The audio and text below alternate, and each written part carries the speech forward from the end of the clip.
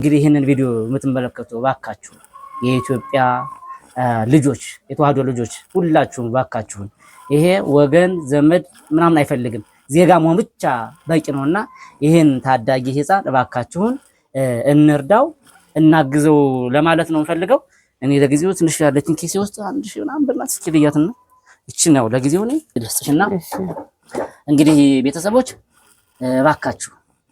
እባካችሁ በእግዚአብሔር ስም ይሁንባችሁ ስለ ቅዱስ ዮሐንስ ብላችሁ ደግሞ የህፃኑ ስም ዮሐንስ ነው አይደል? አዎ ዮሐንስ። ስለሱ ህፃን ብላችሁ እባካችሁን ይሄን ህፃን ተረባርበን እናድነው።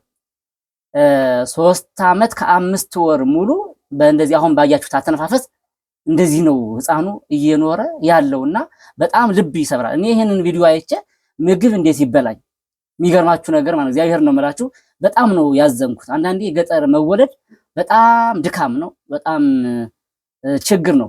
ምክንያቱም አንደኛ የገንዘብ እጥረት አለ፣ ሁለተኛ ደግሞ የግንዛቤ እጥረትም አለ ይመስለኛል። እንደዚህን ያክል በሽታ ይዘው ይሄን ያክል ጊዜ 3 ዓመት ሙሉ መቆየት ማለት ምን ማለት ነው?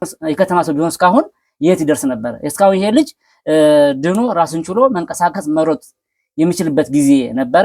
ግን የገጠር ሰው መሆናቸው ሲቀጥል ደግሞ የገንዘብ እጥረት ስላጋጠማቸው አቅም ስላጡ አሁን በምታዩት መልኩ በዚህ አተነፋፈስ እንግዲህ ሌሊቱን ሙሉ እንደዚህ ነው የሚያድረው አሉ። እንግዲህ ይሄን አይታችሁ እናንተ ካራራችሁ ማን ይራራል? እንግዲህ ከነጀምሮ እኔ አንድ ብያለሁ ያቅም ያደገ ለጊዜ ያለችኝ ነገር ነው። ወደፊትም በቻልኩ መጠን አግዛለሁኝ፣ ወደ ህዝብ አስተባብራለሁ። ይሄን ቪዲዮ ግን ስታዩ ሁላችሁም ሼር አድርጉ።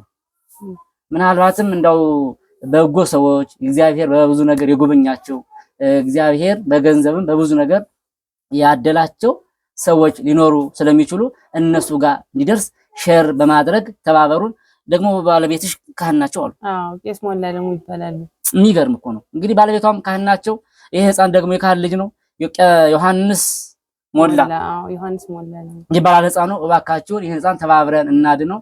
እባካችሁን በእግዚአብሔር ስም ይሁንባችሁ ስለ ቅዱስ ዮሐንስ ብላችሁ ልለምናችሁ። ቤተሰቦች በያላችሁ በሰላማችሁ ይብዛ። ሰላም ሁኑልኝ።